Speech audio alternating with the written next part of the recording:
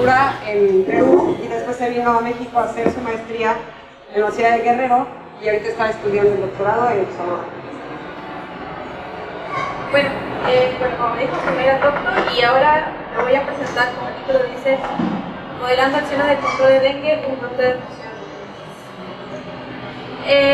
Bueno, más que todo lo voy a contar como una experiencia del estudio de los datos y a partir de eso tratamos un modelo muy básico en base a un modelo CIR y luego en base a eso hacemos inferencia con respecto a los parámetros y esos son los datos. Bueno, sabemos que en México el dengue es un serio problema de salud pública y según estudios genera aproximadamente un costo económico de 170 millones de dólares al año. De acuerdo a la Secretaría de Salud de México, según un programa específico 2013-2018 para el control del dengue, dice que la principal problemática del dengue es su origen social, que la dinámica va a depender del medio en que está presente y además va a depender de la respuesta que tiene la población y las autoridades. En particular, nosotros estudiamos el dengue en Hermosillo. En Hermosillo han ocurrido 3 brotes importantes en la última década, en 2010, 2014 y 2015. En particular, en el 2010 fue el año en que ocurrió la mayor cantidad de casos de dengue. Y vamos a estudiar el brote que ocurrió en ese año. En total ocurrieron en ese año 2.843 casos en la ciudad de Hermosillo, estoy hablando de la ciudad de Hermosillo, según datos proporcionados por la Secretaría de Salud Pública de Sonora.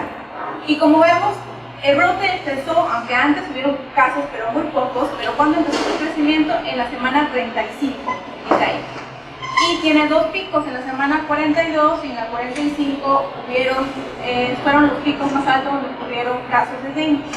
¿Y a qué se debió esos 2 picos? Bueno, puede haber un patrón ahí espacio-temporal, ¿no? O sea, se pudo ir propagando y poco a poco, como se iba distribuyendo, pudo haber generado otra vez un pico, ¿no? De estos datos proporcionados por la Secretaría de Salud Pública, tuvieron también datos sobre la localización de los pacientes. Entonces nosotros lo que hicimos fue georreferenciar los datos en el mapa de Hermosillo para ver cómo se iba distribuyendo a través de la semana el dengue. Y en la primera gráfica, en la parte superior izquierda, en la semana 35, vemos que el brote, los primeros casos comenzaron en la zona norte y un poquito más de casos en la zona noroeste. Y como pasan las semanas, por más que en la zona norte, o sea, por más que se fue distribuyendo en toda la ciudad, en la zona 45 por ejemplo se ve brotes diferentes, bueno, se ven muchos casos, o sea, en toda la ciudad. Sin embargo, la zona de mayor densidad fue la zona norte de la ciudad. Entonces, nosotros, pero ¿qué medidas aplicaron durante ese brote las autoridades? Bueno, está lo que es fumigación al interior de las casas, fumigación en las calles, el descacharre, que implica lo que es eliminar potenciales criaderos de larvas. También está el abate, ¿no? Que es insecticidas para matar a las larvas. Los echan en los depósitos donde llenamos agua. Y eso fueron como que las principales medidas de control que tomaron las autoridades de acuerdo a fuentes de periódicos locales y a un portal del gobierno de Hermosillo, donde ellos publican los boletines de cada año y están publicados ahí. Sin embargo, esas medidas que se aplicaron no necesariamente fueron uniformes en toda la ciudad. Entonces nosotros nos centramos en una zona en específico y tomamos la zona noroeste de allá. Y como referencia tomamos como centro al área que vamos a estudiar al primer caso que sucedió en la semana 35, que fue cuando inició el brote, al primer caso que sucedió en esa zona, y alrededor de eso vamos a tomar un radio de 1 kilómetro. Esa área de ahí justamente comprende las colonias donde hubo mayor incidencia de casos, entonces es de ahí la importancia. En esa zona de ahí, a diferencia de todo el brote que como vimos, cómo se comportó la dinámica en el Hermosillo, tuvieron 2 picos, la semana 45 por la 42 y la 45. Sin embargo, en esta zona, en la semana 40 fue donde hubo mayor número de casos. Y de ahí decreció muy rápidamente a la siguiente semana. Y esta zona en particular tiene ciertas características un tanto ligeramente distintas a lo que es estudiar todo Kosovo. Por ejemplo, vamos a estudiar las características, bueno, esta la muestra las características socioeconómicas, por decirlo así, de nuestra área de estudio, pero en función de los ALEPs. Los ALEPs son la unidad, la área de estadística básica que toma el INEGI. Entonces, si comparamos nuestra área de estudio, que son las dos primeras columnas, con el total de Hermosillo, por ejemplo, la población sin derecho a bienestar representa el 25% de nuestra área de estudio, pero en Hermosillo en general es ligeramente más baja. El 21,6% de toda la población de Hermosillo no tiene el servicio de salud, seguro social, seguro de salud. Otro, por ejemplo, la educación básica incompleta de la población mayor o igual a 15 años de nuestra área de estudio representa el 23,9% de nuestra área de estudio, comparado con Hermosillo, que representa 15%. Sin embargo, por ejemplo, si vemos con respecto a las condiciones de vivienda, por ejemplo, otra característica es que en nuestra área de estudio hay 2.5 habitantes por dormitorio. El porcentaje de viviendas que tienen esa característica en nuestra área de estudio es de 22,8%, pero en total en Hermosillo, si vemos en Hermosillo, es un poco menos del 19,8%. Lo contrario ocurre en las viviendas que tienen agua entubada al interior y drenaje, donde más bien es lo contrario, que en nuestra área de estudio es menor comparado con toda la ciudad. Sin embargo, el nivel de marginación, que es como indicador que te mide qué tanto acceso tienes o no a servicios, en todo Hermosillo el nivel es muy bajo, quiere decir que tiene relativamente una mejor calidad de vida. Pero sin embargo, en nuestra área es baja. ¿Ese es como lo calcula el INEGI o como lo calcula CONAPO? Todo es consistente, ¿no? En realidad. Ajá, o sea, entonces, todo esto es más. Nuestra área de estudio toma 374 casos, hubieron 374 casos, lo cual indicaba una tasa de 103 casos por cada 10.000 habitantes, comparado con Hermosillo, que fueron 39,7 casos por cada 10.000 habitantes. Nuestra área de estudio, una zona con un foco realmente de infección y que las características, las condiciones para que ella sí un poco las tiene, ¿no?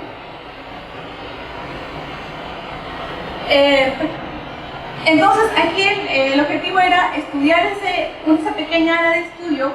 ¿Por qué considerar una pequeña área de estudio? Porque no podemos decir que si se tomaron acciones se hicieron de manera uniforme en toda la ciudad, pero sí lo podríamos decir en una pequeña área, porque según reportes de periódicos locales y también de los boletines, cuando comenzó el brote, más o menos en la semana 39, se vio que había muchos casos, y justamente a partir de la semana 39, cuando vieron muchos casos, empezó un plan emergente, es decir, un plan a corto plazo, donde hubo fumigación, donde hubo abate, donde hubo descachar en nuestra área de estudio, sobre todo en las colonias que conforman nuestra área de estudio. Entonces, por eso vamos a estudiar esa zona. Y para poder formular nuestro modelo, primero pensemos en el modelo vector Western. Es un modelo el más básico que podríamos considerar para modelar la dinámica del dengue. Considera dos poblaciones, susceptibles, infectados y recuperados para los humanos, y susceptibles e infectados para los mosquitos. Como estamos considerando para brotes pequeños, vamos a decir que no hay dinámica vital para los humanos, no hay muertes ni nacimientos, y para los mosquitos, como ellos viven poco tiempo, vamos a considerar que hay una tasa de nuevos mosquitos por unidad de tiempo en lambda B y tiene una tasa de mortalidad. Es el modelo más básico que podríamos pensar para la dinámica del dengue. Sin embargo, ese modelo básico, ese modelo anterior que les mostré, no está pensado para cuando hay control. ¿Y cómo podríamos hacer, cómo podríamos modelar control en ese modelo básico? Pues manipulando, por ejemplo, mi parámetro lambda B. Mi lambda B, por ejemplo, podría pensar que es como que si yo disminuyo mi lambda B, que es mi lambda B son los nuevos mosquitos que hay por unidad de tiempo, si yo disminuyo a partir de cierto tiempo, podría significar eso que hubo descacharre y que entonces, y como se eliminaron potenciales criadores de larva, entonces redujo la producción de nuevos mosquitos, ¿no? Entonces, eso puede ser visto como un control a partir de un tiempo de asterisco. Y MUDB también puede indicar, por ejemplo, la fumigación. Normalmente un mosquito podría decir que vive 2 o 3 semanas, pero si aplico fumigación, su tiempo de vida disminuye. Entonces, a partir del tiempo de asterisco, voy a cambiar mi tasa de mortalidad. Entonces, a partir de esos dos, manipulando esos dos parámetros en el modelo Becker-Westphal, voy a incluir cierto tipo de control. Y aquí esta gráfica muestra simulaciones del modelo Becker-Westphal sin control, es decir, cuando lambda dB y mu dB es constante durante todo el tiempo. Y los que son líneas punteadas son el vector Westphal pero con control, es decir, cuando mu dB depende del tiempo cambia a partir de cierto tiempo y el lambda dB también cambia. Entonces, cuando consideramos control, pues obviamente se ve que va a haber una disminución rápida de los infectados, también de los mosquitos, y los susceptibles, como ya no va a haber a quién nos infecta, entonces se van a mantener a cierta cantidad, ¿no? Entonces, toda esta dinámica la vamos a resumir en un simple modelo matemático, muy sencillo. Bueno, toda esta dinámica con control lo vamos a resumir en un simple modelo que va a estar en base a un modelo CIR. Este modelo CIR solamente considera una población, ¿no? Susceptibles, infectados y recuperados, y considera su alfa, que es la tasa de infección, y 1 sobre beta sería la tasa de recuperación. Entonces, este modelo que le llamamos CIR supone 3 cosas. Bueno, básicamente son 2 cosas. Mientras, vamos a proponer un parámetro gamma que se llama nivel crítico de individuos infectados. ¿Okay? Quiere decir, este nivel crítico de individuos infectados, mientras el número de infectados sea menor que ese nivel crítico de infectados, el modelo va a seguir la dinámica de modelos. Sin embargo, cuando el número de infectados sobrepasa o es mayor o igual que ese gamma, entonces las autoridades comienzan a aplicar control. Esto va a implicar que si comienzan a aplicar control, como por ejemplo descacharre o como por ejemplo fumigación, va a aplicar que la interacción entre mosquitos y la población susceptible se vaya a reducir significativamente. Entonces, los susceptibles humanos van a ser removidos a una nueva clase E. ¿Por qué? Porque ya los susceptibles, por más que haya muchos susceptibles, pero como hay muy poquitos mosquitos que puedan infectarlos, entonces sale de la dinámica. Entonces, por eso consideramos una nueva clase E, que los susceptibles van a salirse con esa tasa exponencial. Es decir, es decir, mientras cuando ese parámetro gamma, cuando I de t sea menor que gamma, prácticamente se va a comportar como un modelo CIR. Pero cuando yo sobrepase el parámetro gamma, ese factor I a la I de t menos gamma ya va a ser significativamente, va a tomar un número significativo, porque mientras I de t sea menor que gamma, no va a existir ese término o va a ser muy significante y se va a comportar como un modelo CIR. Entonces, ese término exponencial de I de t por S de t es un tipo de control de estado. ¿Por qué? Porque depende de los infectados presentes, no del momento en que aplicaron control, no del momento, sino más bien de los infectados que tuvo que pasar, que tuvo que alcanzar para recién aplicar control. Entonces, a eso le llamamos un tipo de control de estado, porque depende del número de infectados, no de cuándo lo alcanzan. Y bueno, y si hacemos un análisis súper básico si queremos hallar, por ejemplo, la tasa de crecimiento exponencial y el R0 del modelo, entonces, ¿puedes regresar? Entonces, en la segunda ecuación I de t, al comienzo, muy al comienzo, vamos a suponer que la población susceptible es igual a los humanos, es igual a la población total de humanos, y que la población de excluidos, E de t, es 0. Entonces, al comienzo, I' de t va a ser alfa menos b por I de t.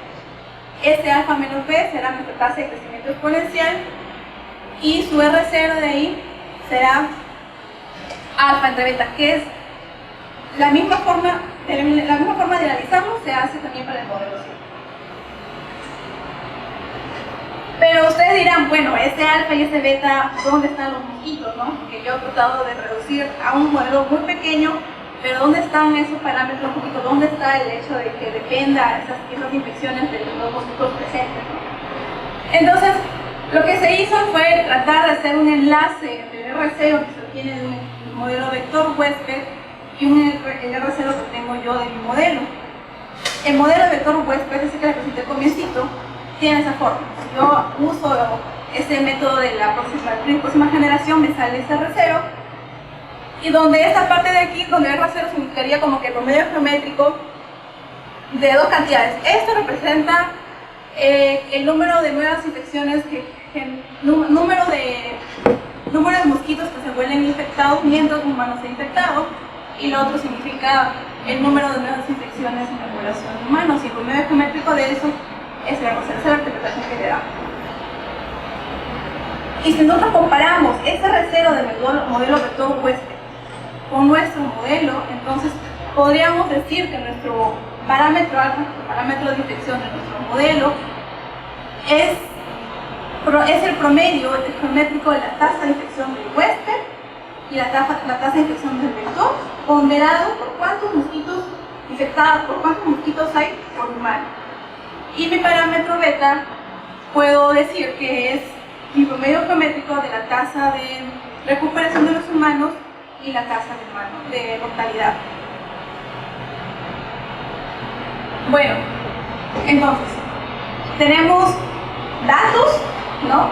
Y como queremos hacer su dinámica, usaremos ese modelo simple que hemos planteado, y para ello vamos a estimar sus parámetros mediante un enfoque de heterozigoto. O sea, los parámetros del modelo son alfa, beta y gamma. Y tenemos nuestros datos, que es nuestra área de estudio. Entonces, si queremos estimar sus parámetros, vamos a usar un enfoque de verosimilitud. Este enfoque más que todo se basa en hallar regiones o hallar de valores estimados de los parámetros que hagan más probables los datos. Para eso vamos a suponer que mi número de infectados, XI, que lo voy a llamar en la semana I, va a seguir una distribución de Poisson con media lambda I, y lambda I va a ser mi solución de mi ecuación diferencial. Bueno, ahí cuando veamos el enfoque de verosimilitud para estimar los parámetros, puede ser un vector de parámetros. En este caso tenemos 3 parámetros para el modelo, y eso va a ser en base a nuestros datos observados, que va a ser como un vector X, ¿no? Pero, ¿en qué se basa ese enfoque de verosimilitud? Primero, tenemos que definir una función de verosimilitud, y la función de verosimilitud más que todo se basa en ver a la probabilidad de observar los datos, verlo como función de los parámetros. Entonces, la función de verosimilitud, si yo maximizo la función de verosimilitud, si yo encuentro los valores de parámetros que maximizan mi función de verosimilitud, voy a encontrar el valor de los parámetros que me haga más probable observar mis datos, y esa es mi función L de teta, ¿no? Esa es la función que voy a maximizar para encontrar mis valores estimados de los parámetros. Otra función que es significativa es la función de verosimilitud relativa, que no es más que todo normalizar la función de verosimilitud, es dividir la función de verosimilitud entre el valor que maximiza la función de verosimilitud, y entre el máximo de la función de verosimilitud, que en realidad es la función de verosimilitud evaluada en los valores estimados, ¿no? En los valores que maximiza la función. Esta función de verosimilitud relativa me va a ayudar a encontrar o a ver regiones plausibles de mis parámetros.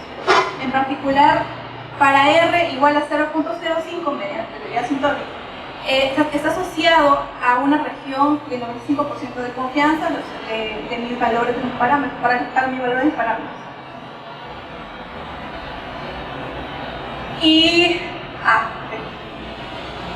cuando estoy interesada, por ejemplo, es que en caso tengo 3 parámetros y visualizar una función de 3 parámetros, de 3 variables, es un poco complicado.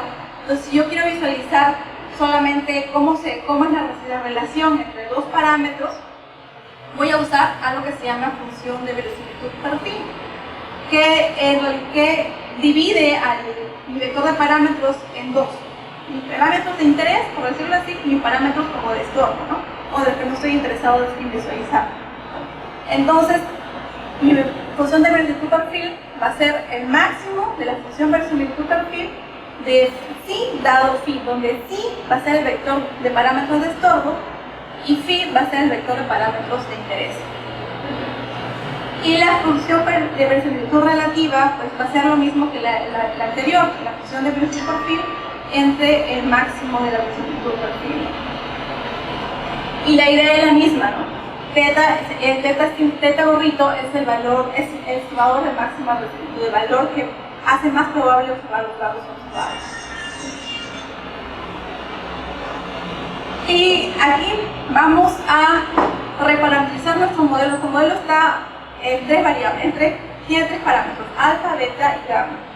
Pero nosotros vamos a reparametrizar nuestro modelo en base a estas dos, a esta reparametrización. Alfa igual a delta R0 entre R0 menos 1 y delta entre R0 menos 1. Y vamos a entonces, nuestro modelo va a estar entonces en función de mi R0 y de mi delta.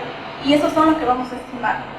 Pero si estimo esos mediante el teorema de invariancia, si no me equivoco, mediante la propiedad de invariancia de los estimadores de máxima verosimilitud, puedo también regresar y ver cuáles son mis estimadores alfa y beta. Bueno, pues aquí les presento algunas gráficas de las soluciones estimadas. En A, por ejemplo, mis triángulos negros son mis datos, son los datos de mi área de estudio y cómo se comportan durante la semana, de la semana 35 a la 51. Si yo hubiera usado el modelo CIR para estimar los parámetros de mi modelo, o sea, si hubiera usado el modelo CIR como media de Poisson, entonces puedo observar que no logra capturar ese dato de arriba, no logra capturar esa dinámica que tiene, que sube y de pronto baja, ¿no? Pero si solamente uso los datos de la 35 a la 52 con el modelo CIR, pues ajusta razonablemente bien el crecimiento de los datos. Y esto es lo que yo he usado, ¿no? Yo he supuesto que mi modelo se comporta como un modelo CIR al comienzo, ¿no? Y en la siguiente muestro el modelo CIR-SF estimado, o sea, es decir, estimé los parámetros delta, R0 y gamma, y esa es la solución estimada. Y podemos ver que mi gamma estimado es 81. Quiere decir que, regresando a la interpretación, 81 quiere decir que 81 fue el número crítico de infectados o el número crítico de infectados que hubo en el medio, de manera que provocó que las autoridades hicieran acciones. Y más o menos ese valor se alcanza como en la semana 39 y un poco más. Bien.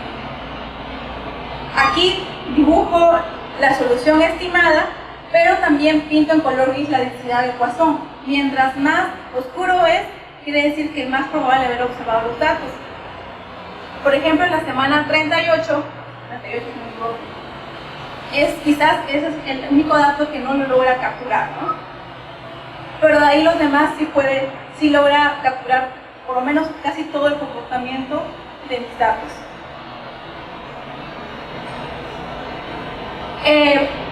Como les decía, la función relativa de verosimilitud y también la relativa perfil me permite hallar regiones de valores que me hacen regiones de valores de mis parámetros que me hacen probables, que me hacen plausibles mis datos. En este caso, la región que está bien delimitada con línea color negra es la región de mis valores de mis parámetros para delta y R0 con una confianza del 25%. Sin embargo, y vemos que el que está pintado con azul es justamente mi estimador de máxima verosimilitud. Justamente ahí se alcanza el valor que maximiza, el valor de mis parámetros que maximiza usar mis datos.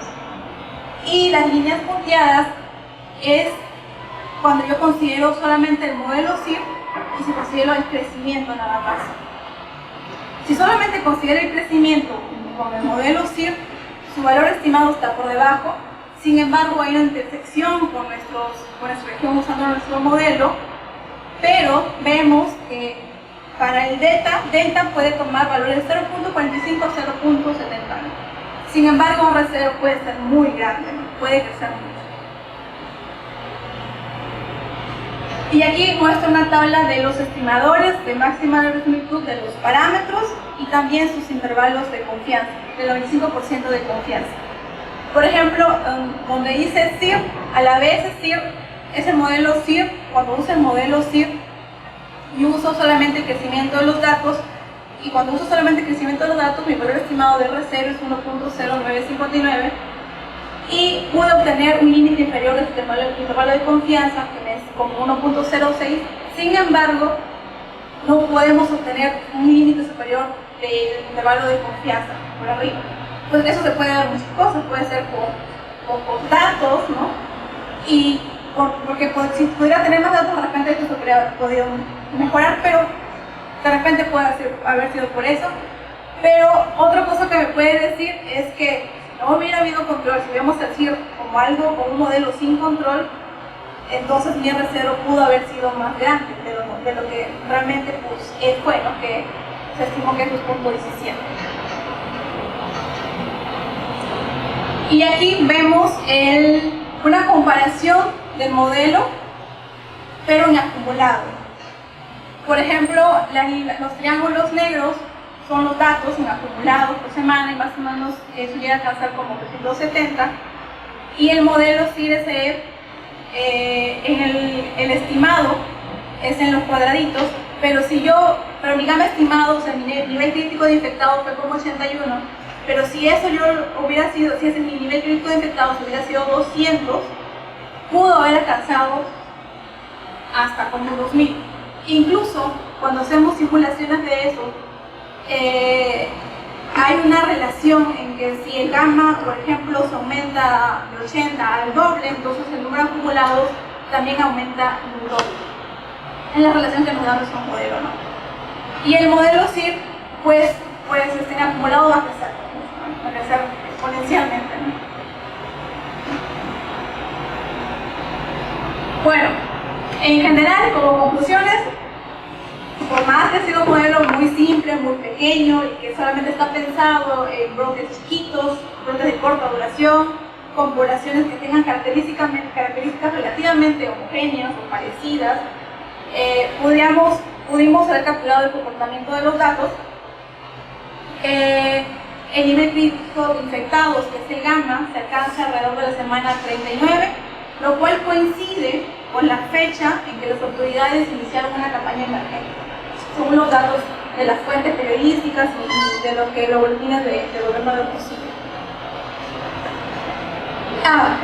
La reparametrización que hicimos, o sea, alfa lo hicimos en función de delta y R0 y beta también. Esta reparametrización lo que nos ayuda es a encontrar de manera más óptima los estimadores de máxima resolución. ¿Por qué? Porque cuando yo quise ver las regiones de verosimilitud de los parámetros alfa y beta de un modelo CIR, nos sale así, alargada, bien delgada la línea, se veía una relación muy fuerte entre los parámetros. Y cuando yo quería encontrar los estimadores, fue muy difícil encontrar por dónde empezar para que busque el estimador por la forma que tenía. Sin embargo, cuando yo reparametricé, ya lo pude encontrar de manera más óptima mis estimadores. Entonces, reparametrizar nos puede ayudar a eso, a encontrar de manera más óptima los estimadores de máxima resolución, incluso en las regiones, ¿no? O poder visualizar en las regiones. Y bueno, lo siguiente es lo que ya dije, de que puedo usar un modelo, pero solamente pensando en poblaciones pequeñas de corta duración. Y ya que solamente al comienzo, cuando tuvimos los datos, quisimos estudiar solamente esa zona, y bajo esa zona pequeña estudiar cómo se comportó ahí, y vimos que fue muy diferente a cómo se comportó en general en estudiar toda la ciudad, porque normalmente lo que se hace es estudiar todo un brote, toda una ciudad, en todo un país, pero sin embargo, a veces hay que tener cuidado porque no siempre la forma en que se aplica control es uniforme en todo. No siempre la forma en que se infecta a los humanos es la misma, ¿no? Porque hay diferentes características de poblaciones, incluso entre la misma población de una ciudad, cada población o cada zona tiene diferentes características. Pero en un siguiente trabajo lo que estamos haciendo es ahora sí estudiar todo el brote completo, donde ahí sí se pueda considerar los demás factores que estamos diciendo que no los hemos podido considerar, e incluso factores como la lluvia o la temperatura,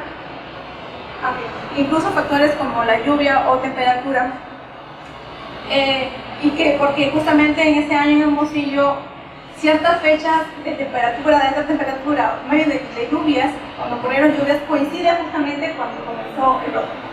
Entonces hay una relación ahí que también es importante considerar, ¿no?